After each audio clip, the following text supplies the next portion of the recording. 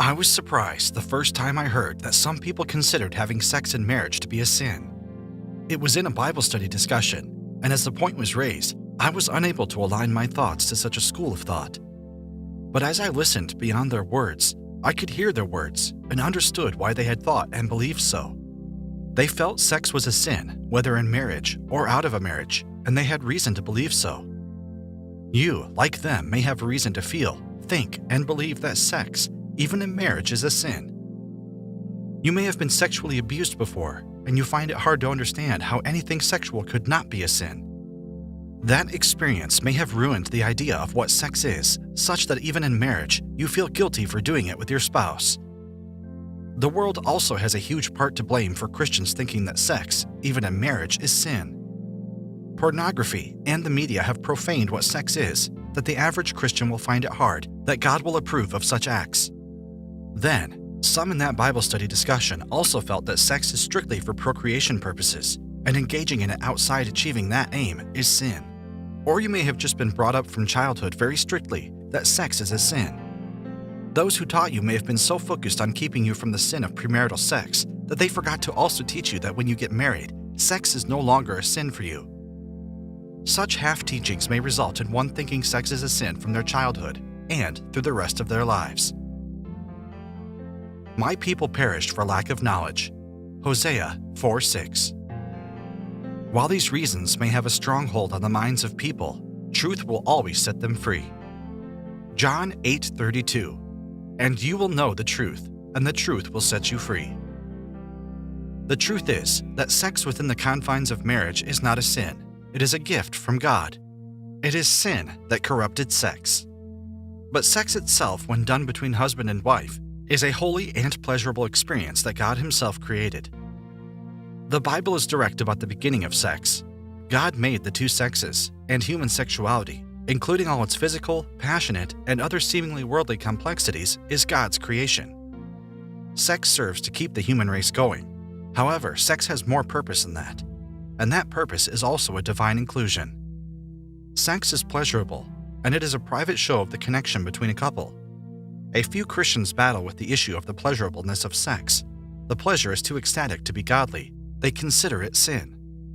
But they forget that God also knows how to reward His children with pleasure. 1 Timothy 6:17. Their trust should be in God, who richly gives us all we need for our enjoyment. God gave sex within marriage for the enjoyment of the husband and wife. Sex does not equal sin, not even sex for pleasure by husband and wife.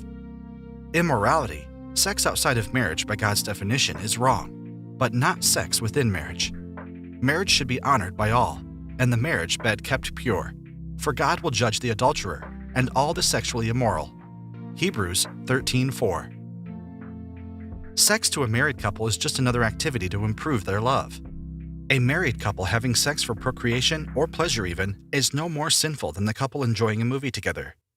Enjoying a movie together is not necessarily for any specific purpose or anything practical, which is not a sin.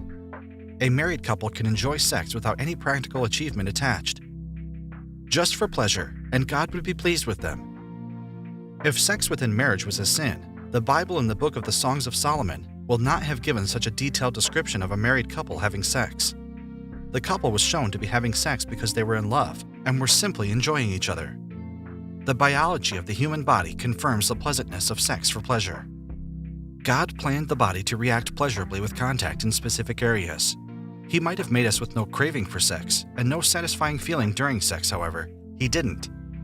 He gave us sex not only as the way to procreate, however, as a little something extra, a blessing to be delighted in. God proposed sex to be pleasurable. The Apostle Paul also had to convince the Corinthian church at some point that God expects a couple to have sex regularly. And if God expects something from you, then how can you call it sin? It is biblical for a married couple to have sex without any sense of guilt. 1 Corinthians 7:3-5. The husband should his wife's sexual needs, and the wife should her husband's needs. The wife gives authority over her body to her husband, and the husband gives authority over his body to his wife. Do not deprive each other of sexual relations, unless you both agree to refrain from sexual intimacy for a limited time, so you can give yourselves more completely to prayer. Afterwards, you should come together again so that Satan won't be able to tempt you because of your lack of self-control.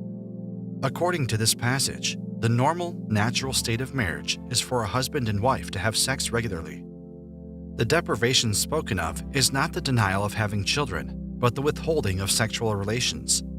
If a husband and wife are not having sex for pleasure, then something is wrong. It is when sex between husband and wife is not done in love, respect, and honor for each other that sin is seen. And even then, it is not the sex itself that is sin. It is the lack of love and respect between the spouses that is a sin, because it is disobedience to God. To keep sin away from sex and marriage, a couple must learn to love and respect each other. Each spouse must not be selfish or insensitive. One spouse should not demean the other or oppress the other in sexual relations, but they should let love lead. Sin is also seen when one spouse denies the other sex as a form of punishment. God is against such acts. It's acts like these that taint the beauty of sex in the confines of marriage. But sex itself between husband and wife is not a sin. They must do sex in God's way to be free from any sin and guilt. This is what you should bear in mind as the truth about sex within matrimonial walls, so that the devil does not cheat you. Sex, regardless of whether it's sex for procreation or sex for pleasure, is a blessing from God to the married couple. The emotions of sexual cravings and pleasure during sex were made by God, and God made the marriage union to satisfy those cravings and experience that pleasure. We should not fail to remember that God molded us for sex and made the feelings to go with it. The pleasure was intended. We shouldn't let Satan and his misconceptions hold us back from making the most of our marriage or fall into the fake sexual pleasures that the world suggests outside of marriage. God's pleasure is genuine and fulfilling. Sex in marriage is God's gift. Enjoy it.